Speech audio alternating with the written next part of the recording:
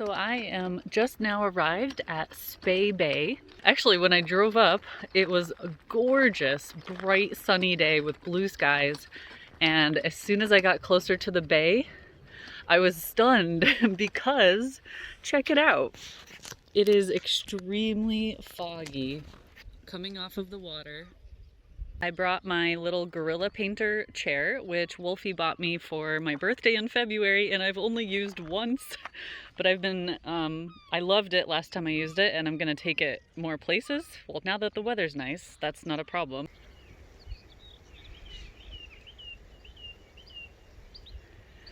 It's a little bit spooky. Very quiet.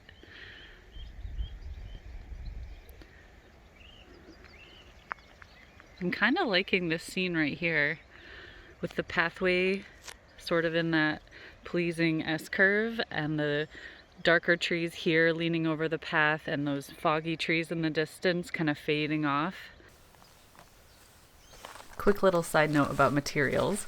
A lot of times you guys see me trying to balance everything on my lap when I'm doing watercolor or other quick like plein air stuff. Well, I finally ordered an attachment for my tripod, which will allow me to do this much easier, and I can't wait to show you that in some upcoming videos. I forgot my tripod, so I can't record the full process for you today, but I'm going to show you little updates now and then. So this is the first wash. I'm just trying to capture the mistiness of that background tree mass. And then I will come back in with the next layer coming closer and closer.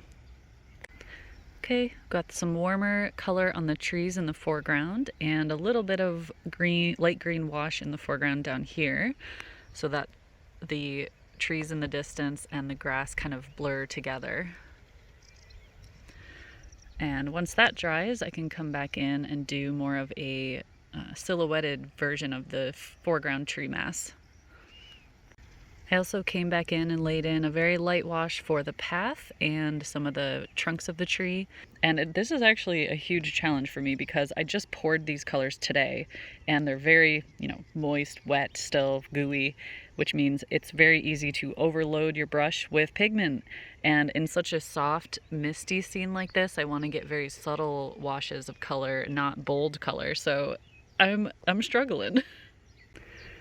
I added a little bit of some, I don't know, I guess I would call it blooming or cauliflowering with the foreground bushes by this foreground tree clump and a little bit in the distance because I want to get a slight separation between that background misty area and the midground and foreground.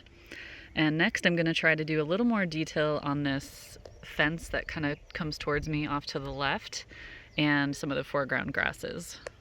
I'm going to see if I can show you really quick my process for mark making in this foreground area. It's very twitchy dry brush, just kind of scooping up that color to give the impression of the grasses growing, kind of a directional brush stroke too, like showing which way the grass is growing by pointing my brush in that direction. I did this foreground area while it was still wet, so I have a little bit of that soft edge and hard edge.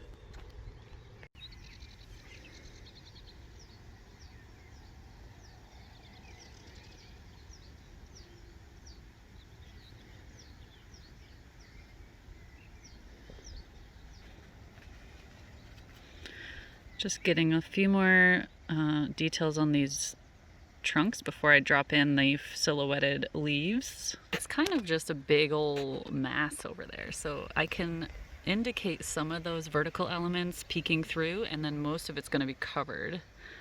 Now I've got some of my pyroline green and ultramarine and I'm going to start dropping in the darker parts of the leaves or of the foliage. And yes, this is very difficult to balance and film at the same time. I'm literally holding my phone right now. But I really want to share this process with you guys because, well, I have mentioned this before, but I get really intimidated to go out and paint still every time. And sometimes I think, I actually watch other plein air painting videos to give myself courage. So I think, well, if I do that, maybe other people do that. And I want to share this journey with you guys because it's not always just about going out and making the perfect painting. It might just be about enjoying the nature, enjoying the location, maybe doing color notes that you can take back to the studio. There's so many reasons for it, and oh my gosh, it's so just wonderful when you finally go out and just do it. So I hope you guys have a little more courage watching this to do it, or motivation or whatever. And also, I just hope you enjoy watching the process, even if you aren't going to go out and paint. Now I've got my Serpentine Genuine, which is my lighter green, and I'm going to touch in more of the left sides of these branches, of the foliage, I mean. This is a very granulating color, and it gives really interesting texture when it dries. So I'm hoping that will help give a nice variety to this bigger mass.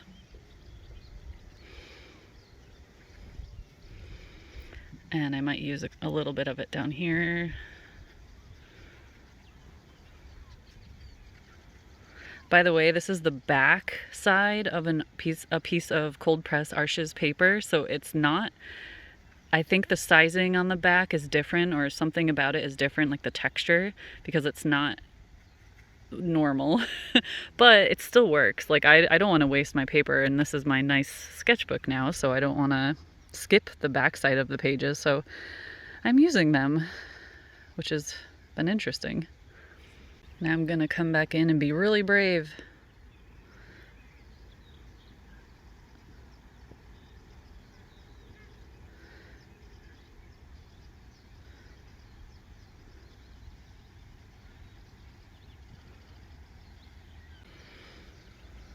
I'll take that same color and do a couple little skinny branches over here. Alrighty, I think that's about it for me in this spot, because it's already getting a lot hotter out and the light's starting to change. You can already see those background trees are not as faded or misty. So my painting is already looking quite different, but that's what happens. And I'm happy with it in terms of, you know, capturing that mistiness and that feeling when I first got here. So I think I'll just move on to the next spot.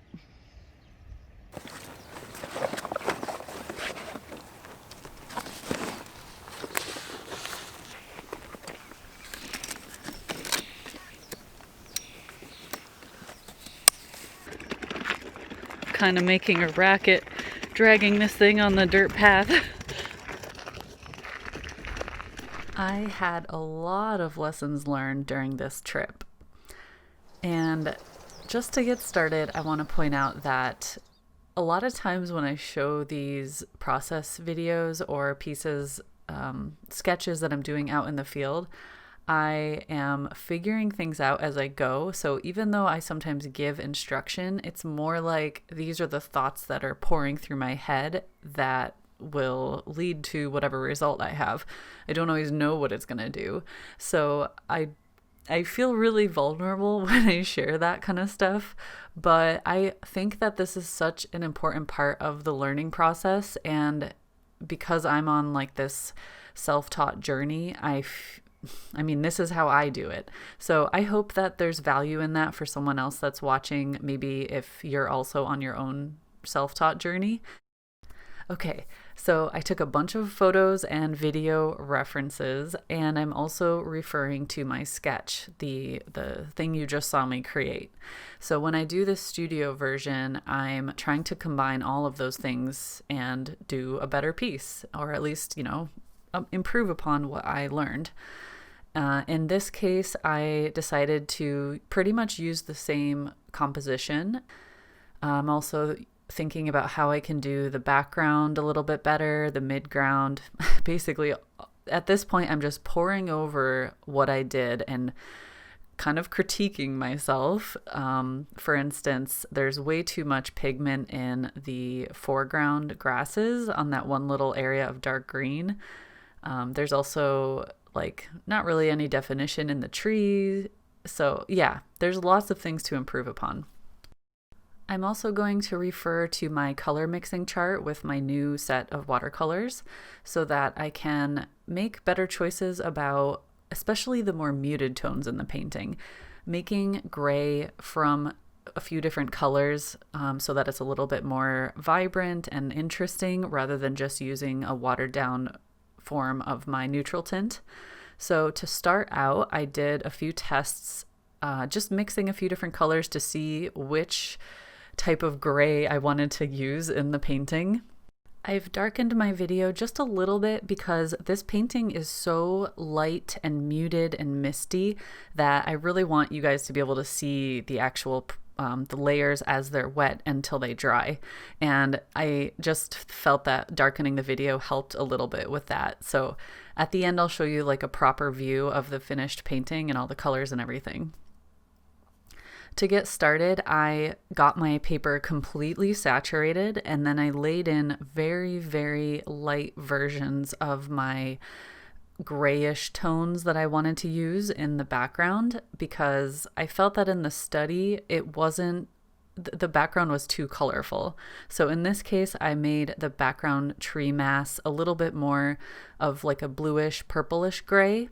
And I actually used some Potter's Pink in there and it ended up giving me this really beautiful soft texture back there. So it was a nice interesting combination of colors for that background. The foreground was just a very, very light wash of my Perylene green mixed with a little diopside green, or diopside genuine. And I tried to go as light as I possibly could because my whole strategy for this painting was to use layers. One of my biggest lessons learned with the study that I did outside is that, well, partially because I was so rushed to finish, because when you're doing plein air painting, you never know when the light is going to change or it's going to start pouring on you. So you are in kind of a hurry. And so the lesson I learned was that a scene like this really benefits from taking your time with soft layers and slowly building up the textures and using more of a glazing strategy. So instead of what I did in the field, where it was mostly just like one or two layers on top of each other, and I tried to use muted colors and soft washes, but it just didn't work because of, the timing of everything. So in the studio, I really took my time and let a lot of layers dry and slowly build up the layers over time. And I'm not saying you can't like do a very, very beautiful misty soft scene without a lot of layers. I'm just not at that level yet. So that's why I went to this strategy. I wanted to see what would happen. I also used things like salt in my painting this time because, I had them in the studio and I love the texture that salt gives. Here you can see what it looks like when it dries. It has that gorgeous like blooming texture and it just lends itself really nicely to kind of natural foliage and growth. So another lesson learned is that as I mentioned, the foreground of my study was quite quick and a little bit, I didn't think it through very well. So the resulting grasses in the study were really splotchy and some of the areas ended up being way too dark and just didn't look natural. So in this case, the foreground elements, I really spent a long time building up and making sure that they were evenly distributed, like there wasn't any one spot that was super clumpy or dark or anything. So just paying really close attention to the placement of values and colors in this version.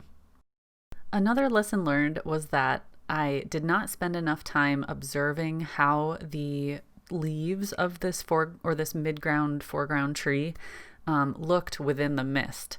And I did like a really quick version when I was doing that study outside, and my reference photo gave me a little bit of information, but I still felt a little bit lost when I was doing the studio version. So I was actually just kind of guessing. As I put down this paint, I was thinking, okay, maybe if I start with like a very light grayish version of my green, it'll look like it's being the color is sort of being blocked by the mist and the atmosphere. And then, I would slowly build up the darkness, the other colors on top of that after it dried. So that was my strategy, and it actually worked pretty well, but I do wish I had spent more time observing, or at least taking maybe some better photos of how that looked in person. At this point, I also deviated a little bit from my initial study and the reference photo, and I kind of was just inventing some bushes and stuff back here because I wanted it to just softly fade off to the right side. Ultimately, I want the tree that's going to be here to be more of the focus. Since I'm still getting familiar with my new selection of watercolors, I kind of know how they dry and how much of a drying shift they have. And by that I mean when watercolors dry, they lose some saturation and they lose some value, or they get a little bit lighter. So I was getting a little bit more familiar with them at this point, but I was still being very, very cautious because the overall, the goal of this painting was to make a very soft, misty scene.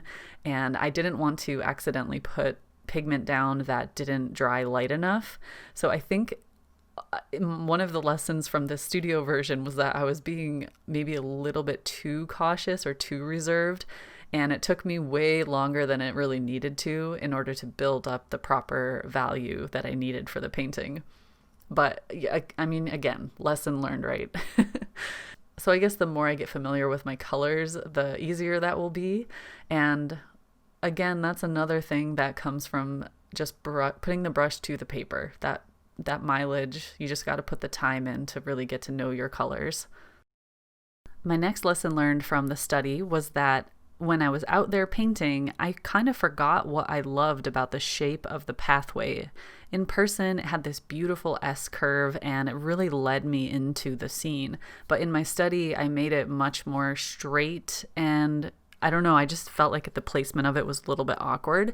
So I focused a little bit more on creating that S curve in my studio version and also getting a little bit more realistic texture on the pathway. Here I am coming back into the tree and I'm slowly starting to build up the depth.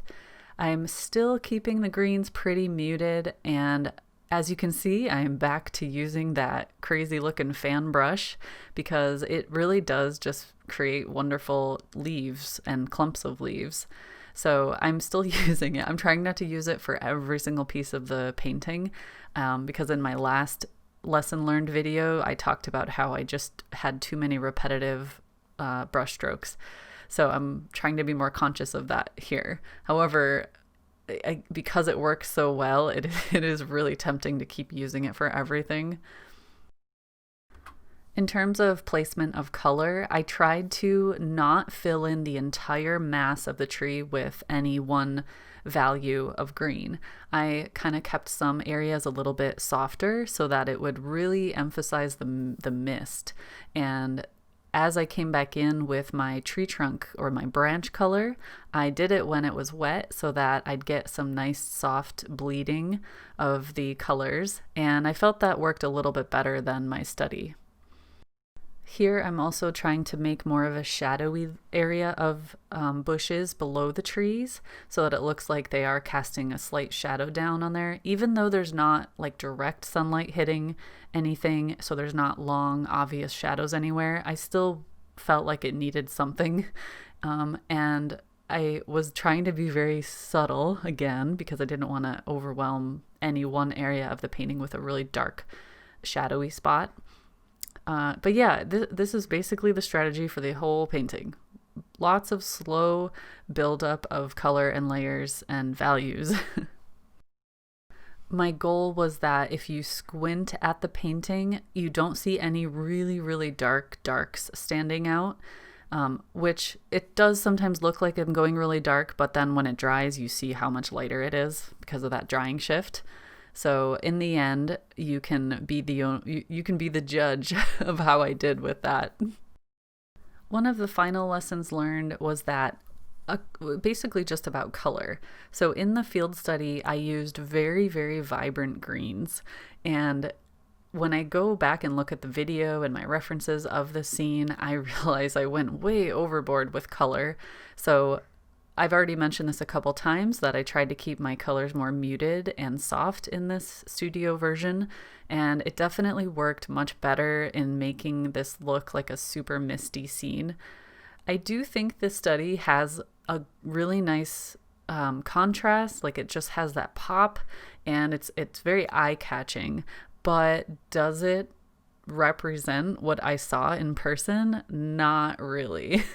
So this is an interesting lesson about artist interpretation.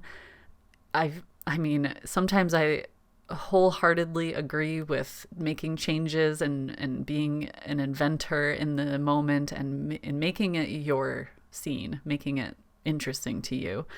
But sometimes I just really want to capture the actual feeling and the actual the look of the location, so that in 10 years when I look back on it, I remember like how gorgeous and kind of almost spooky that misty scene was. It's definitely an interesting concept to think about how we as artists are inventors, and we can be influenced from life, but then use the maybe more appealing or our favorite things about a scene to create a piece of art that maybe represents more of an emotional reaction to the area or to the location. I don't know, something to think about. Anyways, I hope you guys enjoyed this session. And again, please feel free to leave comments or ask questions. Let me know if there's anything I could explain better next time. Otherwise, I hope you guys are well, and I'll see you again soon.